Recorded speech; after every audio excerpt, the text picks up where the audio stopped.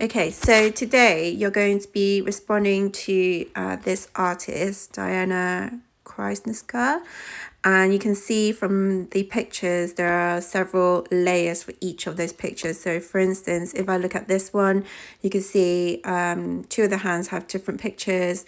There are two other mouths in the center, so that's about four maybe layers that you might have to work with. And then you can see forehead both at the top and the bottom, and that might be an additional layers that you need to add onto when you're editing onto Photoshop.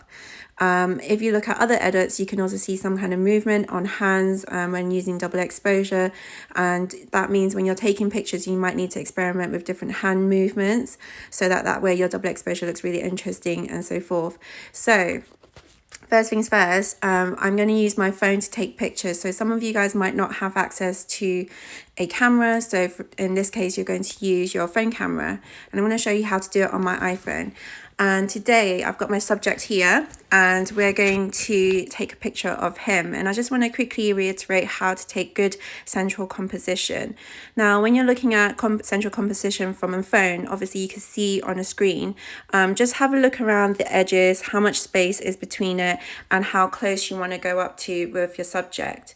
Now, if you remember looking at the artist's work, she does go quite close up, okay, with the subject. So we will need to do the same thing.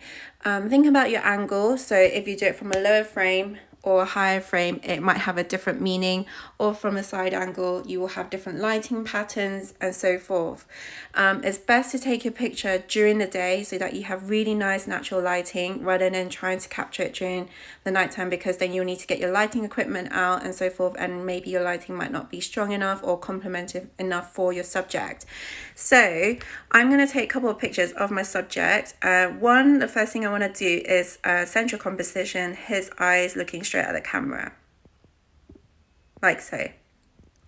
Then the next one I want to do is one with his eyes closed. So if you remember looking at the artist's work, there's one where the subject's eyes were closed. So I'm going to tell my subject to close his eyes. So I'm going to take another picture looking like this. And throughout, you're going to be guiding your subject what to do. So I'm going to tell my subject to put his hands in front of his face, like so. And this will be used as my double exposure. Try to keep your camera at the same distance from where you first started, same angle, central composition, so that when you double expose the picture together, it will be in a similar position and it will look really effective and you will have that impact that you want. Now I'm going to tell my subject to let go one hand, and I want him to maybe close his eyes, open his eyes, look to the side, and the other side. And that's me trying to sort of experiment a little bit more. Now I want him to swap his hand to the other side, and I want to do the same thing as well. And try to keep your camera in the same distance, eyes closed, and same angle, and the other side as well. And then I'm going to tell my subject to do one hand in this kind of direction, and then his other hand on the side of his cheek, just to sort of mimic what the artist has done. One hand down, and one hand down, like that. Yeah, perfect. And then just try to keep it the same. Sometimes it might help to have your camera a little bit lower down rather too high up. And then both hands back on. And like I said, this is like a contact sheet. You know, when you do your contact sheets, you're experimenting with different angle. Now I'm trying to do a lower angle. One hand down, one eye's closed, other hand down, swap over, and keep it central. You can see I'm starting to lean to one side. Always check how much distance you got from here to ensure that you got a nice central composition. One eye closed. Excellent.